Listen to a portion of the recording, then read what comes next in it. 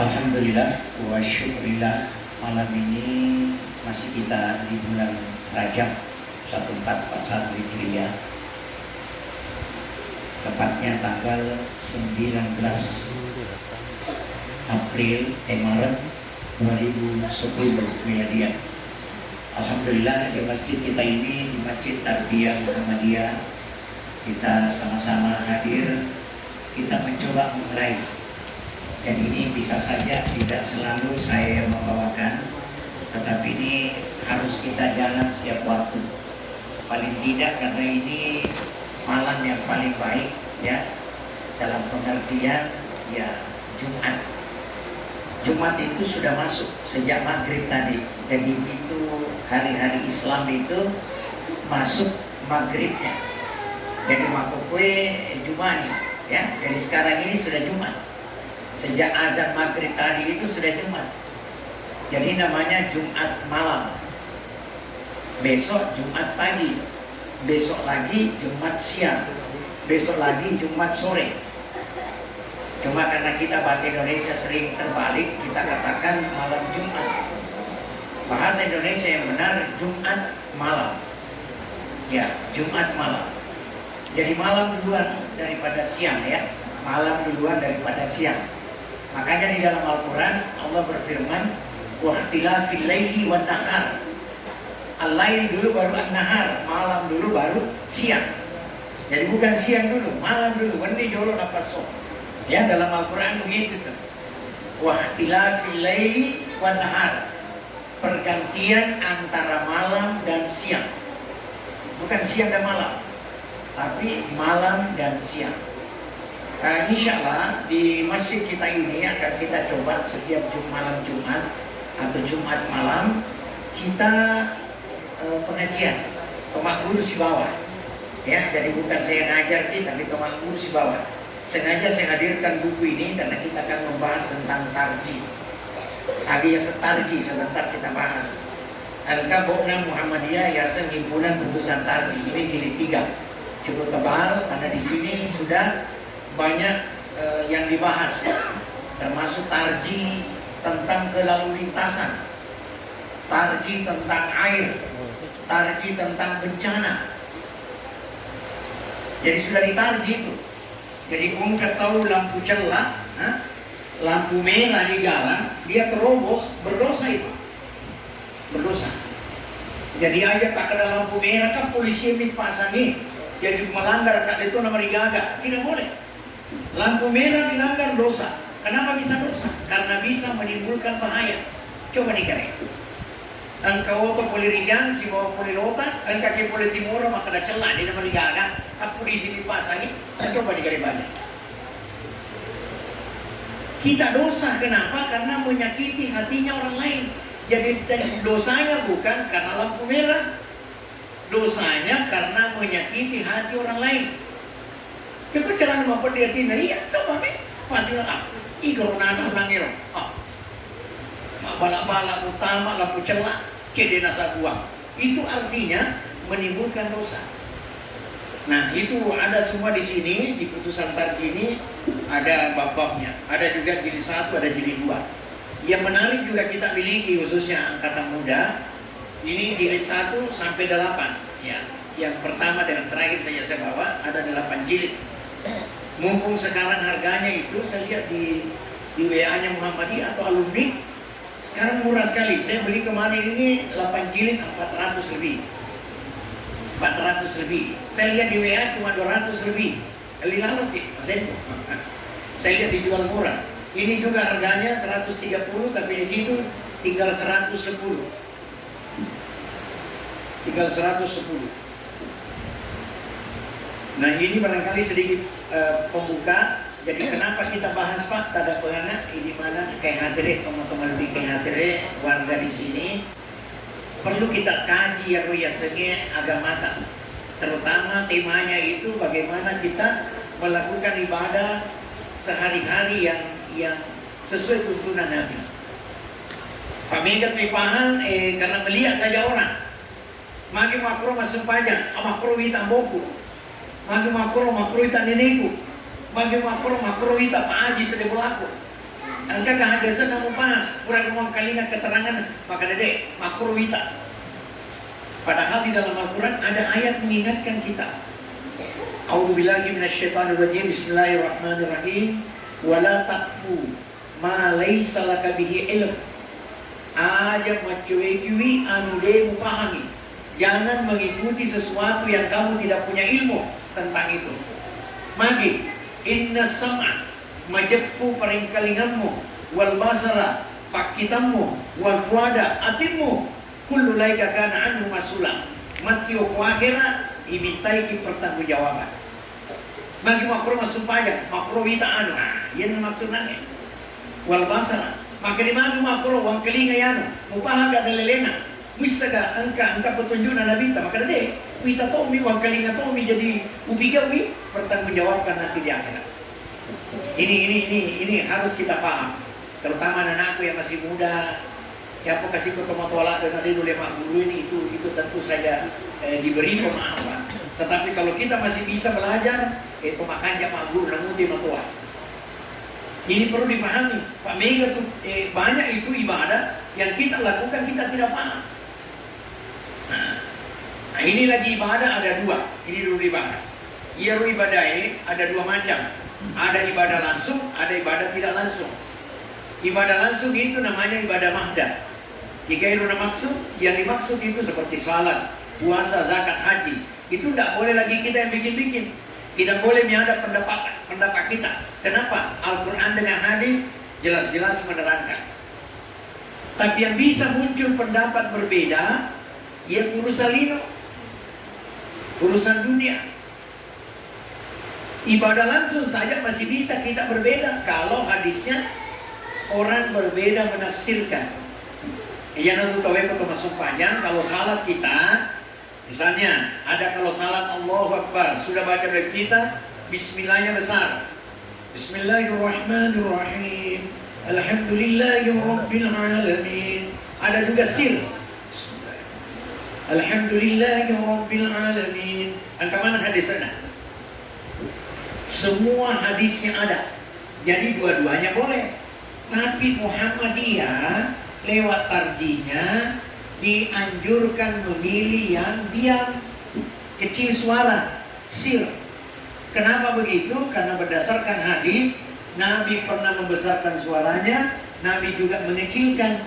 Tetapi air hidupnya Nabi, dia mendiamkan bismillahnya. Bukan mendiamkan, mengecilkan bismillahnya. Kemudian dia baca Fatihah.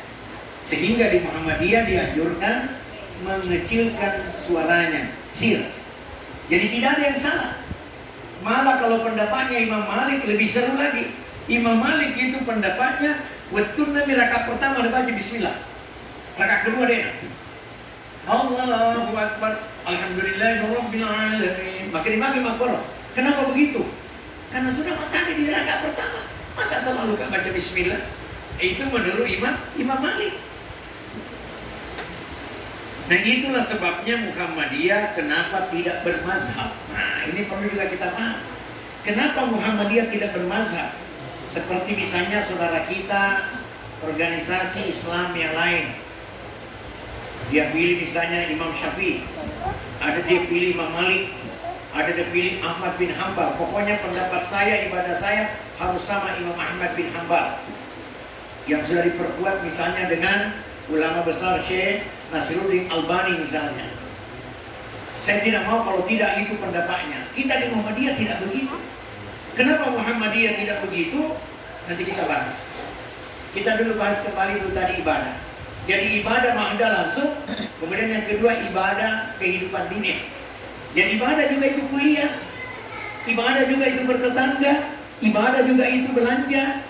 Ibadah juga itu kita bekerja sama di sebuah usaha. Itu juga ibadah. Tapi ibadah tidak langsung. Artinya, ia hubungan kita, utapakan jakimi, kita bekerja sama, konsiki karena Allah. Semuanya mau menegakkan kalimat Allah dengan konsinya itu, maka itu bernilai ibadah baginya. Kalau beli bola, itu juga ibadah. Tidak boleh itu orang membuang sampahnya di rumahnya orang. Termasuk itu air yang jatuh dari rumah kita tidak boleh masuk di rumahnya orang. Dosa itu. Dosa itu diperbaiki semua. Tidak boleh got kita dikasih lari ke rumahnya orang. Tanggung sendiri gotnya, sampahnya tanggung sendiri, kerjasama supaya terhindar dari corona misalnya. Tanggung bersama, kita sama-sama. Nah itu kehidupan dunia, tapi dapat pahala. Nah ada kehidupan ibadah yang kita bisa berbeda, tetapi berbedanya jangan sampai terlalu jauh. Itu memang sulit kita sama. Contoh misalnya, yang menangis Bismillah, ya ada yang baca Bismillahnya besar, ada yang kecil. Nah, itu satu. Yang kedua, angkat misalnya pun rokok, sudah rokok, sami Allahu liman hamidah. Ini juga kita sering jumpai, tapi tidak banyak. Ya, tapi kalau di Mekah kita pun tuh ya, makanya kata kita, sami Allahu liman hamidah. Elisi pemel liman nama kue, ngapa nih sujud? Ya kalau hadis nangka, cindi mi hadis yang mana-mana nih pak. Cindi mi satu hadis. Hadisnya mengatakan posisi tangan kembali ke posisi semula. Kita yang nangis semula. Oh, kena masih salah paham tuh, kita ini rata-rata umum mengatakan posisi semula tangan kita di bawah sebelum kita takbir. Yang posisi alena sebelum rokok. Oh, kena jadi kusam oleh menghami dali sipi melimana. Nah, satu hadis berbeda pendapat. Begitu juga tentang si gesai makum raurane. Bersentuhan laki perempuan 4 pendapat. Ada mengatakan kalau bersentuhan 3 pendapat. Ada mengatakan laki perempuan bersentuhan menurut Imam Syafi'i batal. Kalau Imam Malik nanti batal kalau ada nafsu. Beda nih. Namun anak-anak gesa, namun anak-anak demi gesa bukan pesu. Batal. Ini kan anak mungkin SD, tapi karena cantik misalnya, bajunya seksi, dia tak ada nafsunya, batal menurut Imam Malik. Imam Syafi'i tidak, pokoknya selalu makhluk pria dewasa, menggesa, batal. Kalau Imam Ahmad bin Hambal dengan Imam Abu Hanifah tidak batal. Karena pengertian lamastumun nisa di situ bukan bersentuhan begini biasa. Yang dimaksud di sini adalah berhubungan suami istri. Berhubungan khusus, bersentuhan khusus. Kebetulan Muhammadiyah sama dengan pendapatnya ini tadi yang terakhir, yang bersentuhan khusus. Dari mana dia paham begitu? Diambil dari ayat ketika ibunya Nabi Isa, Maryam. Ya Maryam ipolei opo malaikat Jibril, maka dari Maryam, Allah mau berikan kamu anak, kamu nanti bisa hamil dan melahirkan anak. Ada nazar Maryam. Maryam mengatakan bagaimana saya bisa hamil? Nah saya tidak pernah disentuh laki-laki. Di situ menggunakan kata lamas tuh. Saya tidak pernah disentuh. Kira-kira orang hamil kalau digigit sama aku nih, bahayanya itu kalau ditabrak begini saja langsung hamil. Artinya itu dipahami bahwa sentuhan di situ bukan sentuhan biasa, sentuhan yang khusus sehingga terjadi kehamilan. Maka Muhammadiyah memahami bahwa lamas kubun nisa di situ bukan bersentuh biasa, bersentuh berhubungan suami istri. Maka di Muhammadiyah, ditarjim Muhammadiyah, kalau laki-laki perempuan bersentuhan tidak batal wudu. Tapi ku sengaja sentuh berdosa. Nah, lain sih ceritanya. Berdosa. Kan itu nama batal wudu. Nah, gesai. Tapi ada niat sengaja mau sentuh, kita dosa. Tapi wudu tidak batal. Karena tidak ada hadis mengatakan kalau orang berdosa batal wudunya. Kecuali ada hadis mengatakan kalau mencuri, pas mencuri batal wudunya, kenapa karena dosa? Tidak ada. Yang membatalkan wudu kan sudah jelas nih semua, jelas. Jadi Muhammadiyah memahami, nah ini jadi ada 4 ulama besar, 3 pendapat. Nah sekarang kita kaji, kenapa itu ulama-ulama berbeda pendapat? Aja nah ini, jangan kita sekarang. Ulama dulu, padahal semuanya jago. Bahkan yang menarik itu Imam Abu Hanifah tersendiri. Tapi begitu melahir Imam Malik punya murid yang sangat cerdas namanya Imam Syafi'i. Imam Syafi'i juga punya murid namanya Imam Ahmad bin Hambal. Jadi antara guru sama murid berbeda pendapat. Kenapa beda pendapat? Nomor sini, dia beda tempat kelahirannya. Kalau orang beda tempat kelahiran, beda pendapat. Ini kok, kita dengan sepuputa yang tinggal di kota besar, dengan kita tinggal di desa, tidak akan sama pendapat kita tentang sesuatu. Tidak sama. Orang yang paham corona dengan tidak tahu yang tinggal di desa, maka itu hati-hati, bahaya. Corona sekarang di Jakarta sudah lebih gawat. Orang di desa maka dagar, aneh-aneh biasanya corona. Jadi orang di berbeda. Jadi ini ulama yang 4 beda tempat lahir. Ada yang lahir di Madinah. Kalau tidak salah Imam Malik lahir di Madinah. Imam Syafi'i lahir di Palestina. Nah, Imam Ahmad bin Hanbal kalau tidak salah lahir di Baghdad atau di mana. Beda-beda kampung. Nah, yang kedua, beda waktu lahir. Beda waktu lahir. Orang kalau beda waktu lahir itu beda juga antara kita dengan kakek kita, itu beda. Biar kita sama-sama lahir di satu daerah Pangkajene misalnya, belum tentu anak cucu sama dengan pendapat kakeknya. Kenapa? Karena dia hidup di zaman yang berbeda. Apalagi ini ulama yang 4 memang beda jauh kampungnya, tempat lahirnya juga beda. Sudah 2 beda. Yang ketiga, nah ini yang berat. Beda menginterpretasi, beda kecerdasan, beda menginterpretasi persoalan. Imam Syafi'i melihat persoalan, caranya mengolah itu hadis dengan ayat berbeda dengan Imam Malik. Itu sebabnya beda pendapat. Seperti kucing, itu kucing dari 4 imam ini 3 macam pendapat tentang kucing. Ada yang mengatakan halal dimakan. Itu di orang di Wuhan namakan itu kucing. Karena itu barangkali pendapat yang bilang boleh dimakan. Ada yang mengatakan haram. Ada yang mengatakan makruh. Tidak ada yang wajib. Kalau makanan itu tidak ada wajib. Ya. Jadi 4 ulama tentu pendapat. Itu macam mana dia? Jadi kita ini jangan kita bertengkar. Kita tidak boleh bertengkar karena kita sah. Itu saja yang pintar berbeda. Dan berbeda dia bagusnya, tidak ada bertengkar. Jadi jangan bertengkar. Cuman yang penting di garis bawahi bahwa Muhammadiyah sudah punya patokan. Masjid Muhammadiyah sudah punya tuntunan. Masjid Muhammadiyah sudah punya pedoman untuk pelaksanaan ibadahnya. Sehingga jangan heran misalnya kalau di Masjid Muhammadiyah tarawihnya 8, witirnya 3. Kenapa begitu? Itu pendapatnya Muhammadiyah. Di Masjidnya Muhammadiyah kecil suaranya, bismillahnya. Kenapa? Itu hasil putusan tarjih Muhammadiyah. Di Masjidnya Muhammadiyah tidak kunut kalau subuh. Kenapa? Itu putusan tarjihnya Muhammadiyah. Tidak bisa lagi, kan saya kunut kan? Apa kunut kita? Tapi kalau di sini kita tidak bisa.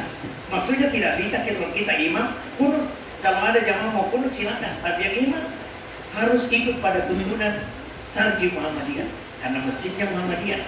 Itu artinya kalau berdasarkan putusan pimpinan pusat, artinya prakteknya begitu. Bagi yang membuat mendirikan masjid Muhammadiyah harus dilakukan tuntunan sesuai aturan prinsip Muhammadiyah. Nah, ada satu lagi, kenapa berbeda itu ulama besar? Jadi selain tadi beda waktu lahir, beda tempat lahirnya, beda menginterpretasi, kecerdasannya mengolah ayat dengan hadis, dan yang keempat beda penekanan. Nah ini yang berat sebetulnya, beda penekanan. Itu penekanannya Imam Ahmad bin Hanbal, imam yang lebih dulu lahir 80 tahun sesudah Nabi, 70 tahun sesudah Nabi meninggal, baru lahir itu namanya Imam Abu Hanifah. Itu penekanannya dia lebih banyak kepada histori, ya, lebih banyak kepada histori. Jadi sejarah tentang kenapa begitu, karena berdasarkan ayat, hadis, kenapa hadis itu keluar. Nah itu dia ikuti historinya. Kalau imam yang kedua, Imam Malik, dia lebih ke tradisional, tradisi. Artinya apa yang banyak dia lihat di Madinah, dilakukan masyarakat Madinah, itu yang diikuti. Itu lebih kuat pendapatnya ke situ.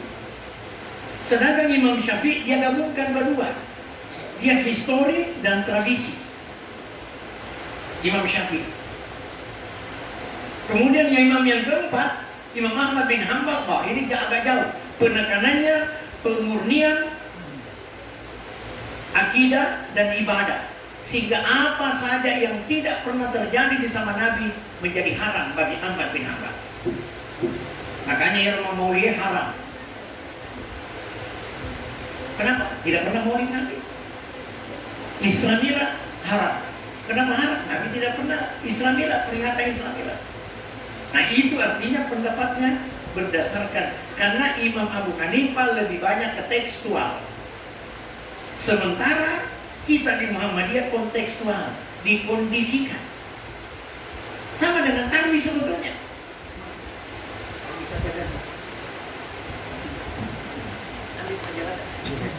Capek kan? Oh ini.